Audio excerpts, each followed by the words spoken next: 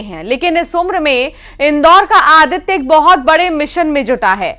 आदित्य लोगों को ट्रैफिक नियमों का पाठ पढ़ा रहा है।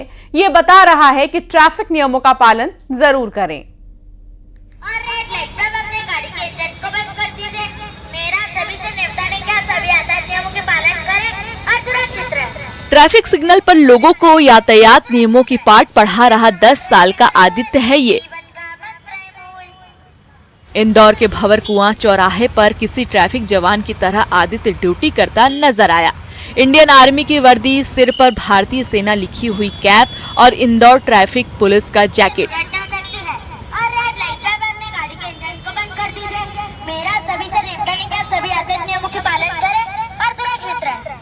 आदित्य ने लोगों को ट्रैफिक नियमों के प्रति जागरूक किया। जो लोग नियम तोड़ रहे थे, आदित्य उन्हें समझा रहा था। जो ट्रैफिक नियमों का पालन कर रहे थे, उन्हें टॉफी खिलाया। आदित्य का कहना है कि वो 3 सालों से ट्रैफिक अभियान में जुटा हुआ है। मैं ट्रैफिक 3 साल से संभाल रहा हूँ।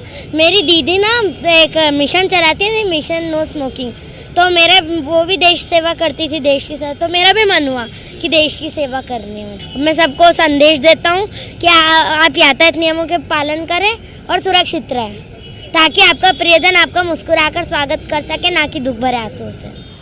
आदित्य खुद को भारतीय यातायात सैनिक बताता है। आदित्य ट्रैफिक सिग्नल पर गाना गाकर और नुक्कड़ नाटक के जरिए यातायात नियमों के प्रति लोगों को जागरूक करता है। आदित्य की मां बताती है कि वो सैनिक की तरह देश की रक्षा करना चाहता है।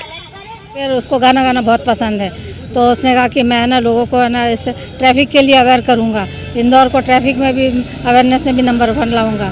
फिर आ गया वो बिल्कुल चौराहे पर, और उसके सपोर्ट के लिए और साथ के लिए मैं, वो छोटा है तो फिर मैं उसके साथ पूरे समय रहती हूँ। ट्रैफिक पुलिस के जवान भी आदित्य की इस पहल की तारीफ कर रहे हैं। इनका कहना है कि आदित्य अनोखे अंदाज में लोगों को ट्रैफिक नियमों के प्रति जागरूक करता है और लोग भी आदित्य की बात सुनते हैं।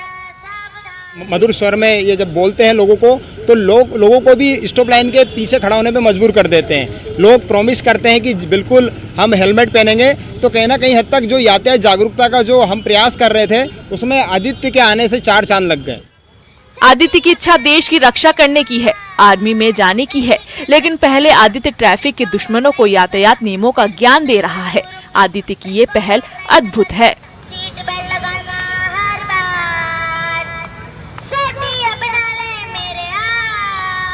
मिथिलेश गुप्ता, न्यूज़ 18, इंदौर।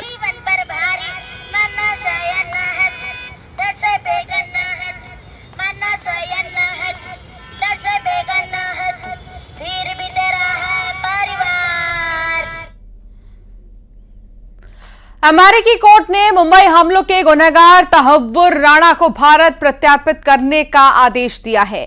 मुंबई हमलों के मास्टरमाइंड तहव्वुर राणा ने कई साल तक कोशिश की थी कि वो उसका प्रत्यार्पण भारत ना हो, लेकिन उसे कामयाबी नहीं मिली। अब उसे भारत लाने का रास्ता साफ हो गया है। इस खबर के बाद पाकिस्तान का खून सूख गया है और लश्कर चीफ हाफिज सईद के होश उड़ गए हैं।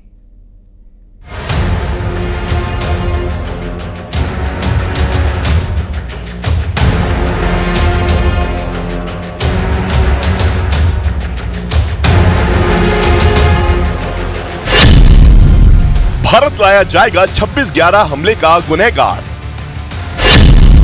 तैयपुर भारत आएगा, हमले के राज खोलेगा।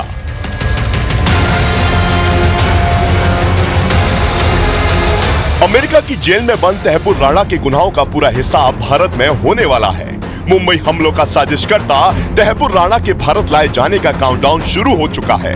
मुंबई आतंकी हमलों में शामिल तैयपुर राणा को अमेरिका की अदालत ने बड़ा झटका दिया है। अमेरिकी कोर्ट ने फैसला सुनाया कि पाकिस्तानी मूल के तैयपुर राणा को प्रत्यर्पण संधि के तहत भारत को प्रत्यर्पित किया जा सकता है। राणा ने भारत में जाने से बचने के लिए हथकंडे अपनाए थे।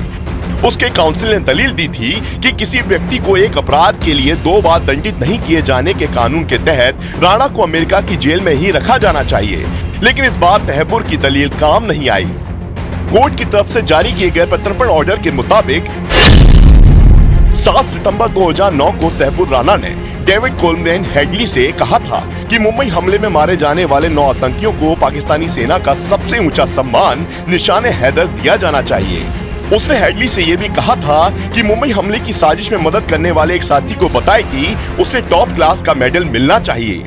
आज की डेट में तहव्वुर हुसैन राणा का एक्स्ट्राडिशन हिंदुस्तान में हो सकता है। ये एक वेलकम स्टेप है और इससे दोनों देशों को टेररिज्म के खिलाफ लड़ने में मदद मिलेगी और दोनों के रिश्तों में प्रगाढ़ता तो आएगी ही आएगी।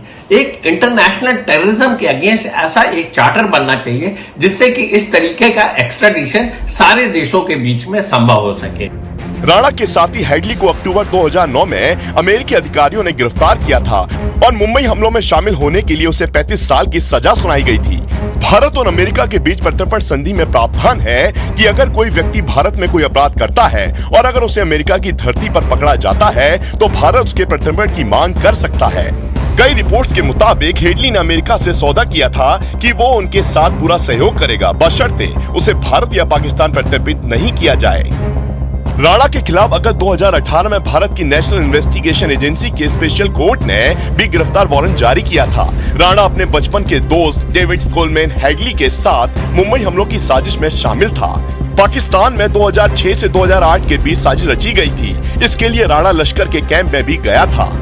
इस खबर को सुनकर तहव्वुर राणा जितना परेशान है उससे ज्यादा तो पाकिस्तान खुफिया एजेंसी ISI और लश्कर के होश उड़े हुए हैं, क्योंकि अब तहव्वुर भारतीय खुफिया एजेंसी के सामने पाकिस्तान को बेनकाब करेगा। लश्कर ने आतंकी हमले की साजिश कैसे रची और इसमें कौन कौन शामिल है उसके पूरे राज उगलेगा।